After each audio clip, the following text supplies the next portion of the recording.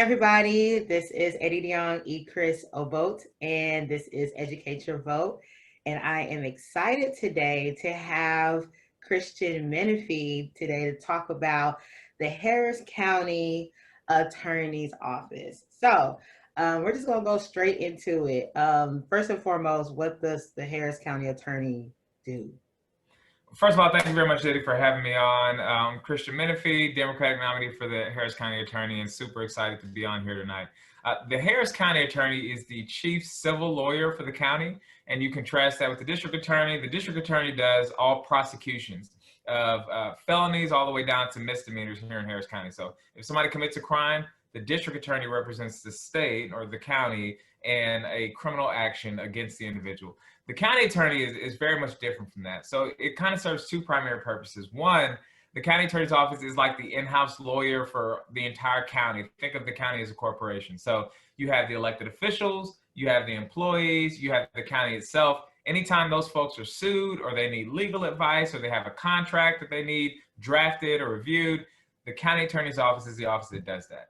And then the second half of it is the county attorney has some legal authority to bring lawsuits on behalf of the greater good of Harris County.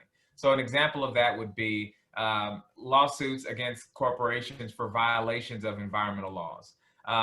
There are other lawsuits against fraudulent businesses, right? So in these instances, you think of it as the collective good of the people of Harris County is being represented through the county attorney in a lawsuit. So those are kind of the two very important hats that the office wears. But I guess the best way to think of it is at your company, you have a legal department, right? This is the legal department for the county. Okay. So that's interesting, right? I guess we don't think about the legal department for the county's office. So how long is that term? Yeah, so it's a 4-year term. Okay. And it is on the presidential cycle every go around. And, it's an interesting position because it's relatively recent in Harris County's history. The position was created to be an elected position in like 1953. And really the last few county attorneys have kind of been from the same dynasty of people. So you haven't seen the turnover you have seen in that position. There haven't been folks kind of looking under the hood of the office and changing practices. Kind of largely operated the same way since the 80s.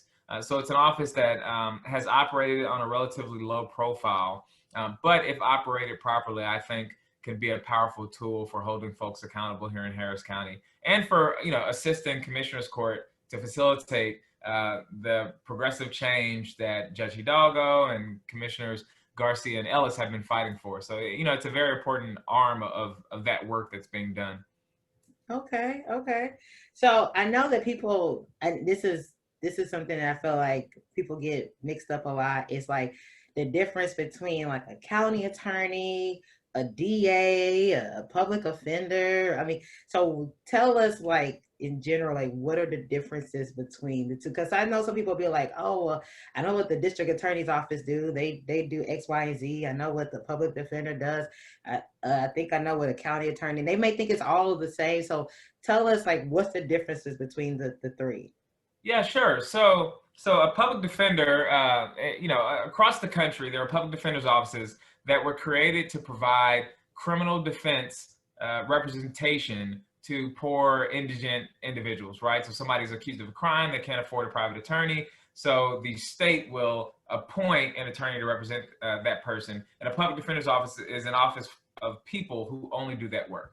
Here in the state of Texas, in Harris County specifically, only a very small percentage of our indigent defense cases goes to the public defender's office. Instead, we have what's called a private appointment system. So you have attorneys who are in private practice who take criminal appointments, and the judges appoint those individuals to represent poor defendants. So that's one. Two, as I mentioned, the district attorney's office, they bring charges on behalf of the state of Texas. So, if you were arrested for DWI, it's the district attorney's office that is pursuing the case against you. So you're on the defense side, they're on the prosecution side. So those public defenders and DAs, that's criminal. County attorney's office here in Harris County is not criminal in any way, shape, or form. It only deals with civil law.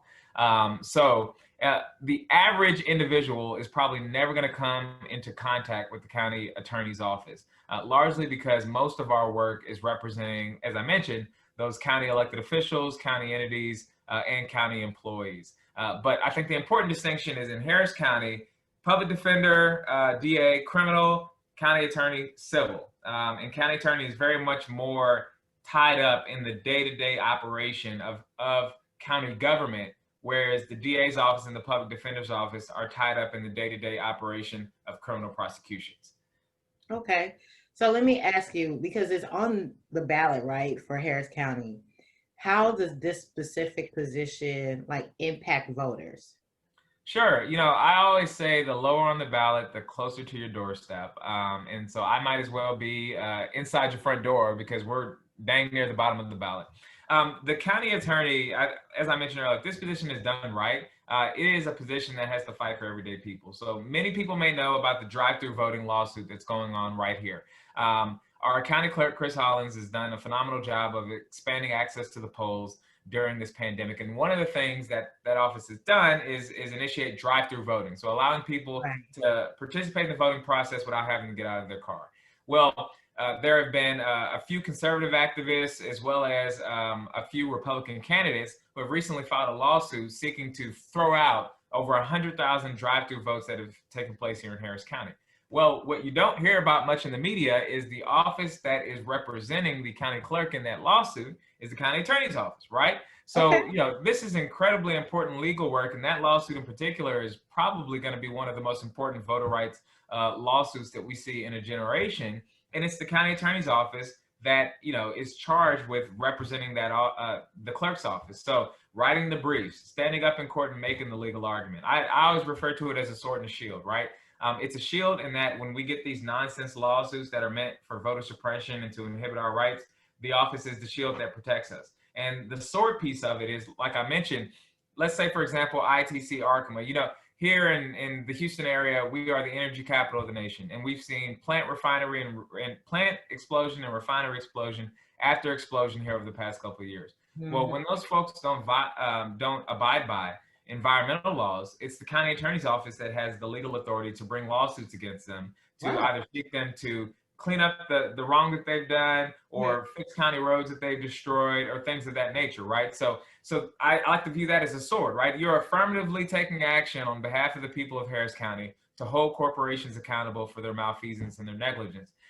So again, I see it as a sword and a shield, and those are two very specific ways that it affects our day-to-day. But another important way is the office represents the Texas Department of Family and Protective Services in lawsuits where children have been neglected or abused, right? So CPS. This office is the local arm of CPS in initiating proceedings to get children out of bad situations. The office also has legal authority to go after businesses that are scammers or fraudulent businesses. So since the pandemic, I'm sure you've seen there's been a crazy rise in fraudulent business activity, whether it be price gouging or my favorite, they call you and say, oh, there's been an issue with your social security check. You got to send, you have to send your social security number here, yada, yada, yada. Well, this office has legal authority to go after those businesses and shut them down for fraudulent behavior. So again, it's so interesting because when you think of this office, there's just so many different things that it can do. And a lot of it is at the discretion of the Harris County attorney. So one of the things of my campaign has been, we have done a lot of research to see how this office can better serve the people of Harris County. And if you go to my website, menefee4hc.com, we lay all that out. Okay. And it includes a lot of the stuff that I just talked about. But again, if you elect the wrong person to this position, you won't see any of that stuff because the office doesn't have to do it. But it has the legal authority to do it. And so one of my goals, if elected, is to really get in and flex the legal muscle of that office to ensure that we're not only doing the defense work of representing the county, but we're also doing the affirmative work of fighting for everyday people who live in Harris County. Wow. Okay. So y'all heard that. He's trying to flex the legal muscle. Okay. I feel that. So you said a whole lot, right? So my background has been in the environmental aspect. So to hear that, like, on your side, you guys can go after those companies that pretty much disrupt what's going on at the county level. My question to you is, how does that process even start off? Is it like there's several complaints that the people have to put forth to their respective commissioner? It comes to commissioner's court. Like, how does the county attorney now begin to file whatever suit or, you know, whatever the case may be, wrongdoing, whatever the case may be, on behalf of the voters to say, hey, yo, you need to fix this? How does somebody like me say, hey, I need the county to sue whomever or to make sure that this is right? How does that process work? Walk us through what that looks like. Sure. So that's a great question, and part of it is having your ear to the community. This office has the ability to have several people who are out in the community gathering information. But I would say it really starts with the pollution control department. So Harris County has a pollution control department, and they're kind of the office that is charged with ensuring that companies are abiding by our pollution policies, and they're the ones who are really tracking all that data, right? So between that department and of course you have the EPA and the TCEQ, a lot of these companies have like regular compliance checks, and there are certain laws that they're supposed to abide by. So our office not only works in concert with those folks, but also has investigators, right? Who are able to go in and take a look at stuff with pollution control department and be prepared to kind of proactively act on these issues. And of course, when there's an explosion, I mean, at that point, I would argue that it's kind of too late. But that is, in the past, has been an important tool for the office to respond, right? I mean, the office sees an explosion and boom, they're trying to get in there the next few days and file a lawsuit in order to initiate the process of holding that company accountable. So there are many different ways, but I would say, you have to consistently talk to the experts. They're going to be the ones who are in the know the most on the different facilities and which facilities are kind of routinely bad actors. And then that also includes being in communication with not just local authorities, but federal and state authorities as well. And the way it was told to me by one expert in the environmental area is, look, we know who the people are, right? And so I think it's just really plugging in with those folks and, not intentionally putting blinders over your eyes, saying, well, that's not my problem, it's not my problem, but instead really engaging with that community and understanding who the bad actors are and how you can best work to hold those folks accountable. Okay. So you made a mention earlier about the current, like, I guess, back and forth with the lawsuits about the drive-through votes, right? I think today I saw something about the federal judge ruled against whatever the lawsuit was to try to throw out those 120K votes. So I guess, and this is kind of like more of my question to you, do you think that that's like a temporary fix? Do you think an appeal might come down the line? And how do you feel that that might impact Harris County specifically in regards to the current elections? I know you're on the ballot, but just in general, how would that impact just how we move forward? Would this be like a precedent that's set? Is there one already set? What does that look like? Yeah, sure. So there have been a bunch of these lawsuits. The short of it is there's a specific activist in the state of Texas who has kind of made his name finding different ways in the courts to limit voting, right? Because I think he and his party understand that the less people that vote, the better for them. So they filed several lawsuits. They've lost on just about all except for two of them. And this latest one is they're seeking to stop drive-through voting and to throw out the more than 100,000 votes that have been cast via drive-through voting here in Harris County. Earlier today, so they filed two in state court. They lost on both of those. They filed one in federal court, and they switched up the arguments just a little bit. But today was the hearing in front of the judge in federal court in the Southern District of Texas. And his particular court is based here in Houston.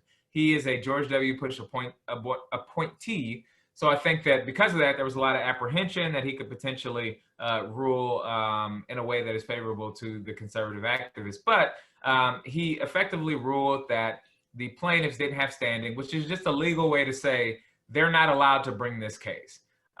So he wrote that they're not allowed to bring this case. And because of that, drive-through voting stands and none of the votes will be thrown out. But the plaintiffs filed an emergency appeal as soon as they lost the case. And actually, so the way that the federal courts work is it goes to, first it's at the district court, and then it goes to one of 11 appellate courts.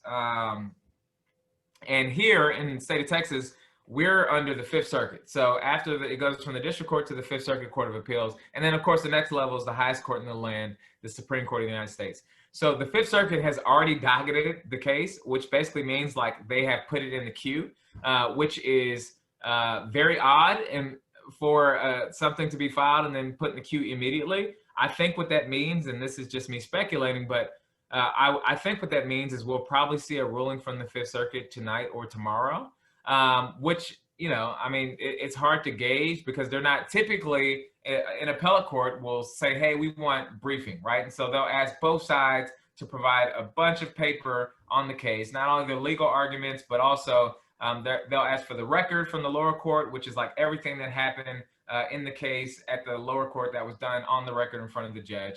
And this process can take, up to a year, right? I mean, it can take an incredibly long time because they get it from one side, then the other side, and they tell the other side, okay, you have another opportunity to respond to what they said. But here, they, that probably all they have is the record from the lower court, right? Because the ruling on the lower court was earlier today, so there was no way that the parties could then turn around and brief in response to what happened in the lower court. So for the Fifth Circuit to rule today, it's going to be a very, obviously an incredibly expedited process, but they're not going to be able to go into the weeds to the level of which they typically do. Now, that said, they had probably started preparing for this before today because, it was national news that this hearing was taking place in Houston. And of course, they knew that regardless of which side lost, the losing party was going to immediately file an appeal. And the reason why this is all moving so fast, Eddie, is because tomorrow's election day, right? So I understand the clerk has announced that drive-thru voting is going to continue tomorrow. So it's important for the Fifth Circuit to weigh in, because if these votes are going to be tossed out, folks need to know, one, so that we can continue that fight, but two, so that drive-thru voting can be shut down for tomorrow. But if the Fifth Circuit says, no, it's all good, green light, then of course the next step is the Supreme Court of the United States. But that would be really favorable because one of the important things here, Diddy, is the Fifth Circuit is one of the most conservative appellate courts. And matter of fact, I would argue that it's probably the most conservative appellate court in the country. So, that doesn't bode well, but I'm hoping that they will apply the same logic that the lower court applied to reach the same conclusion. Now, that said, I think there's a pretty good likelihood that this case could end up in front of the United States Supreme Court. So it's something to be on the lookout for. Yeah. So I'm still on it because I think people are like, at this point, trying to figure out, like, if I did the drive-thru, is my vote going to count? So let me just ask you this. Is there anywhere, right, where it says that drive-thru voting is illegal or illegal? Like, just kind of like based on, I guess, the election code or whatever that documentation is in regards to voting. I know that there is like information in there about curbside voting, right? And what that looks like. But as far as like drive-thru voting, essentially, is it something that, is it one of those gray areas where because it's not there or it is there, we don't really know? So if it's legal or not legal, like, what does that mean? Right. So, no, to be sure, there's no statute in Texas that says drive-thru voting is illegal, and there's no statute that says that drive-thru voting is legal. Instead, the argument is largely based on this particular part of the election code that talks about the type of structure that voting can take place in during early voting. And I don't know the statute, like I can't quote it to you, but the general gist of it is that voting and early voting can take place in an immovable structure or a movable structure, right? And so the argument here that the county is making is, look, these tents are movable structures. And because the law doesn't say that you have to be out of your car standing, in a voting booth in order to vote, you can then drive your car into this movable structure, this tent, and it's obviously not moving at the time that the voting takes place. You can drive in, they can give you your, the polling machine, you can vote, and you can drive off. And so, there are different interpretations of that statute. The other side argues, like, look, there's a difference between the structure that you vote in and the polling place. And the polling place in this instance would have to be the car. The arguments, I mean, in my opinion, I think the stronger argument is that this is permissible. But, to answer your question directly, there is like no sentence you can go to in the Texas election code that says drive-thru voting. Here's how you approach it. Instead, I think that this is a question of whether your approach to local government and statutes is, if it doesn't say you can't do it, then you can't do it. Or if it doesn't say you can't do it, then you can do it. And so the courts are having to grapple with that. And at the state court level, no court has said that you can't do this. And then it's only been to one federal court, and that court said they didn't have standing. The plaintiffs didn't have standing. They weren't allowed to bring this lawsuit. So, that's where things stand right now. Wow. Okay. Okay. I'm gonna ask you one more question. I think we're gonna get off this topic. Yeah, sure. um, all right. So let's just say worst case scenario. I guess by tomorrow, before tomorrow, they rule and they say, hey, the drive-through voting votes don't count. What does that look like for Harris County? Like, what would that mean? Like, what does that mean next? How do people, like those who did vote, like, would they have to vote again? I mean, what would that look like? Yeah, so worst case scenario, if the Fifth Circuit says the not only drive-through voting impermissible, but all the votes are going to be thrown out, then what you would see is a very robust public relations campaign by county officials and asking people to come back and cast their votes provisionally. So there's, in Texas law, there's basically a process by which people can vote, and when they do vote, their votes aren't necessarily counted at that moment. Instead, they are set aside and they will be considered kind of on a provisional basis, subject to certain things happening in the future. And so here they would say, hey, come back and vote, but cast a provisional ballot, because even if the Fifth Circuit were to say that, you still have one more level of appeal up at the United States Supreme Court. So yeah, I mean, what that would look like is you would see like everybody and their mom on every single media outlet saying, hey, if you voted via drive-through voting, come back and vote. Come back and vote in person and cast a provisional ballot, subject to whatever happens in the United States Supreme Court. And, it would be a procedural nightmare. But, if the ruling comes down tonight, then that's what you're going to see tomorrow. So this has to come down like as in like this night in order for it to take effect on election day. Yeah, so for example, if it came down tomorrow at noon, then I mean it would be the same thing I just described to you, except it would start tomorrow as soon as we got notice that happened. But the problem with that is, the reason why I would hope that the Fifth Circuit rules tonight is because, I mean, that is prejudicing everybody who cast their vote via Right. drive-through tomorrow morning, right? Some people are going to do it tomorrow morning, but then the other people who have kind of been like, oh no, we don't know what to do, they lose half the day if you wait until noon tomorrow, right? So the sooner that the Fifth Circuit can weigh in, the better. That said, again, I can't see a world in which the Supreme Court of the United States doesn't take this one up.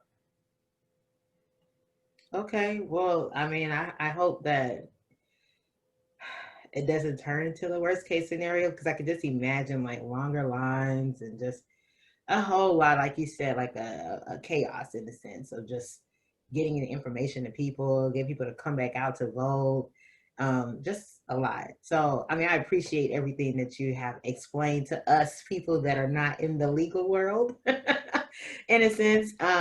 So you also mentioned some other things that the county attorney's office does, right? Obviously, you are like the attorney for any department, any elected official per se, right? And just Right. people, right? So I guess one question I would ask you, right, is why is it important for people to vote for this office? Like what would you tell the voters now? Like, hey, this is the reason why you need to make sure that every 4 years when the Harrison County's office is on the ballot, you need to vote. What's the call to action there? Yeah, sure. So, look, if you want clean air and clean water, if you want an office that's going to fight for your voting rights, if you want an office that's going to advise law enforcement to do not just what is legal, but also what is morally right, then you have to participate in the county attorney's race.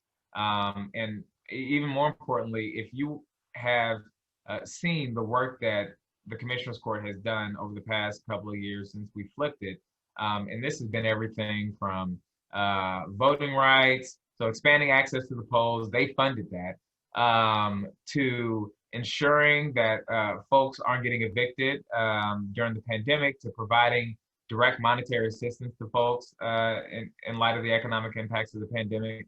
Our Commissioner's Court has very much pushed to be more of to have the county be more of a social safety net. If these things are important to you, they need a strong lawyer in that position, because being a blue county in a red state means that you're constantly going to see state officials trying to intervene in the local government and trying to undermine the work that they're doing, saying that it's illegal under state law. And so that means that you need to have not just a solid legal mind in the county attorney's office, but you need to have someone who's gonna, have the gumption and the courage to stand up to state overreach and to say, no, we're not gonna take that. So, it's again, I think it'll be an easier sell after, if I'm successful and I can get in and do the work and show people why the work is so important, it'll be a much easier sell. But, it's something that you kind of mentioned and I mentioned too, people don't focus on as much. And I think that we will see the benefits of it. If I win, you can guarantee we'll see the benefits of it for the next few years. Okay. So I know I felt like I was about to end, but I have one more question that just came up, right? Sure. So obviously during this pandemic, we've seen more, right, of the police brutality, just of injustices, et cetera, et cetera. And because the Harris County attorney represents the Harris County officials, departments, et cetera, I know one of your platforms was talking about law enforcement reform, right? So can you tell us a little bit more, like, about what that office does in regards to, the county sheriffs, and just if something comes up, I know that probably you guys represent them, but in general, like, what is a way that the office can be a part of like an active shift of reform? Yeah, sure. So, I mean, look, we're the legal office that represents all of the deputies, the sheriff, and the constables, not only in lawsuits, but also we provide them legal advice. So, we're the ones who are going in and advising them on how to comply with the law. So it's a voice in the room. And, I mean, everybody says, oh, I got to call my lawyer and see what they think about that, right? So, it's that relationship. And so I think there's much value in having not just, a young Black man or woman in this position, but also, someone who's committed to reform. And so, it largely is an opportunity to be a voice in the room to provide a different perspective to rooms that have largely not included people who look like you and me. So, in that respect, I think that it's an incredibly important role. And then the other part is, look, you represent these folks in court, right? If a constable or a deputy is alleged to have committed excessive force and somebody brings a lawsuit, we're the office that's representing them in court. And so again, you want the lawyer for those folks to see the world in a progressive way, right? To see the end goal of where we need to end up and not where things are with law enforcement right now. So, it's probably the part of the office that I am most excited about.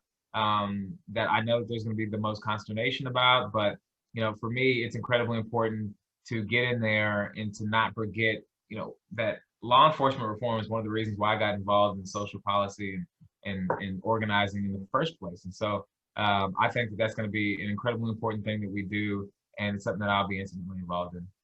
Awesome. I'm excited. So listen, is the county attorney, like, in general, like a position that you see like across the nation or across the state? Or is it something like some cities, some counties have it and some counties don't?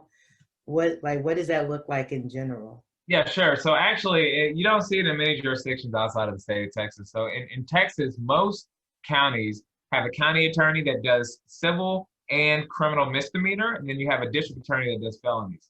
Harris County is unique in that our county attorney's office is huge, so it's like 250 folks, and we only do civil.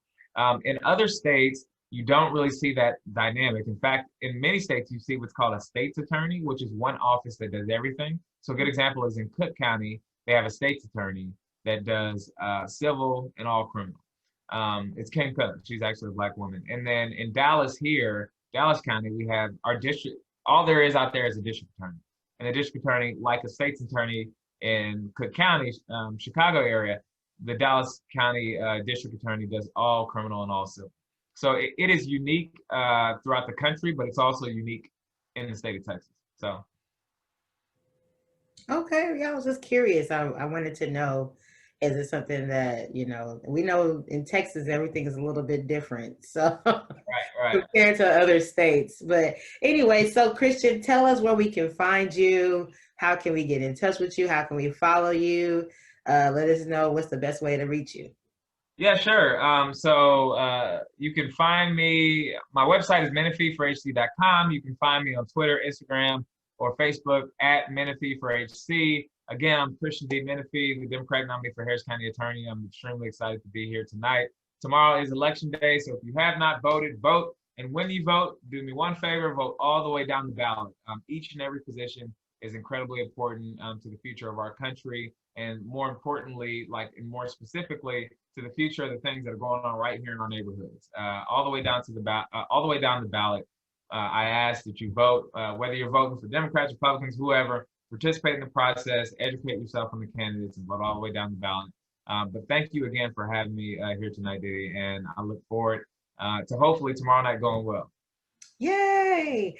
All right, y'all. So this is Educate Your Vote. Again, Adidion E. Chris Obote, and I'm with Christian Menefee. So make sure you check him out. Go to the website, check out his platform, all those great things. And, hopefully you learn a lot more about what the Harris County Attorney Office does.